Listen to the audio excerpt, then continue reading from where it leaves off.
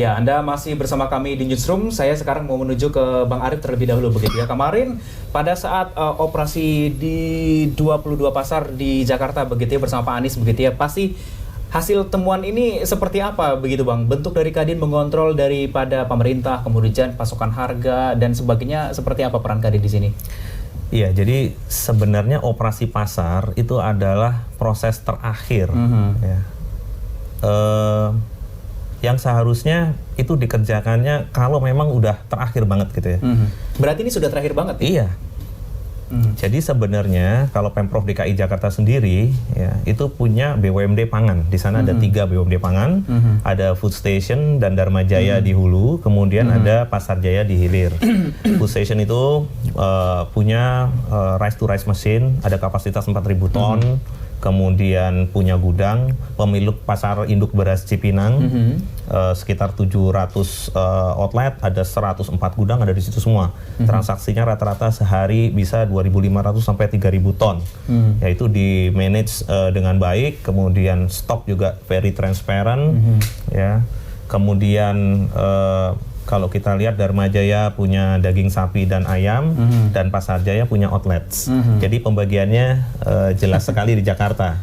Kemudian memang ada hal-hal yang dikontrol oleh kita, dan ada yang oleh teman-teman dari pemerintah pusat. Contohnya adalah penerbitan RIPH, rekomendasi import produk hortikultur. Itu dari teman-teman Kementan, Direktorat Jenderal Hortikultur. Ya. Mereka yang menghitung kekurangan, jadi neraca pangan, supply, kemudian saat ini stoknya berapa, sehingga cukup kapan, berapa cukup lama, berapa lama, begitu. Jadi mari kita addressingnya ke masing-masing yang punya tanggung jawab, gitu. Sedangkan di DKI Jakarta kita memang punya BUMD pangan yang juga ditugasi untuk menjaga stok dan stabilitas harga. Jadi pada waktu bawang putih harganya di atas 50.000, di pasar turunan ada yang sampai 70.000 begitu ya. Sebenarnya Food Station sendiri sebagai BUMD pangan Jakarta itu punya stok. Punya stok yang kurang lebih 15-20% dari kebutuhan Jakarta. Dan itu memang dijalankan dengan baik. Tapi apabila dalam kondisi tertentu, kenapa sih kok import itu di Januari, Februari itu semacam stop? Baik. Kenapa? Gitu. Kan bulan itu kan dari Januari sampai Desember. Januari sampai Desember. Kenapa 31 Desember berhenti, Januari, Februari kosong? Apa bedanya sama yang lain? Apabila hitung-hitungannya itu bisa kita pertanggungjawabkan, harusnya setiap bulan itu diatur ETA-nya. Iya. Estimate time arrival dari setiap produk hortikultur yang memang kita tidak memproduksi secara full di Indonesia. Jadi isu bawang putih itu memang import. Tanamannya tanaman subtropis. Ada tugas kita semua menanam bawang putih. Kalau di peraturan Menteri Pertaniannya 5% dari RIPH yang diterbitkan itu kita tanam. Tapi kan ada penyesuaian, 5% kemudian akan jadi berapa, dan itu fokusnya adalah untuk bibit. Baik. Gitu, bukan untuk konsumsi. Jadi fokus dari kita semua memproduksi bibit sampai dengan 2021. Teman-teman dari Kementan memang menargetkan untuk bibit, bukan konsumsi, dan kita mengapresiasi karena kedaulatan pangan itu ya di situ. Apabila kita memang mau mengurangi import, kemudian kita menanam, ada kok daerah yang cocok kita tanam di Wonosobo, di Temanggung, di Tegal, memang daerahnya cocok dengan suhu tertentu, kemudian humidity tertentu, ketinggian tertentu, bibit yang cocok di wilayah itu. Mungkin bisa jadikan komoditas nasional gitu ya. Jadi memang ada yang kita kerjakan untuk mengurangi import itu. Baik, tapi selama kemarin terjun ke 22 pasar begitu, Bang Arif, kira-kira keluhan-keluhan apa yang diterima oleh teman-teman Kadin dan juga pemerintah dari warga maupun pihak para pedagang di pasar? Jadi ada isu yang itu tidak benar mengenai corona berpengaruh kepada import bawang putih, itu harga mulai bergerak naik. Artinya dengan belum diterbitkannya RIPH pada waktu itu, kemudian belum ada kepastian stok yang akan masuk, belum ada informasi bahwa tidak akan mengganggu stok dan delivery produk import seperti bawang putih, itu pasar bergejolak. Baik. Begitu. Saya ke Bang Rizal. Tadi kita berbicara mengenai tentang izin impor yang sudah dikeluarkan begitu ya, terkait dengan bawang putih ini yang caranya akan dilakukan impor ke Indonesia seperti itu. Cuman kekhawatiran masyarakat kita ini sudah mulai timbul karena adanya penyakit ataupun virus corona ini.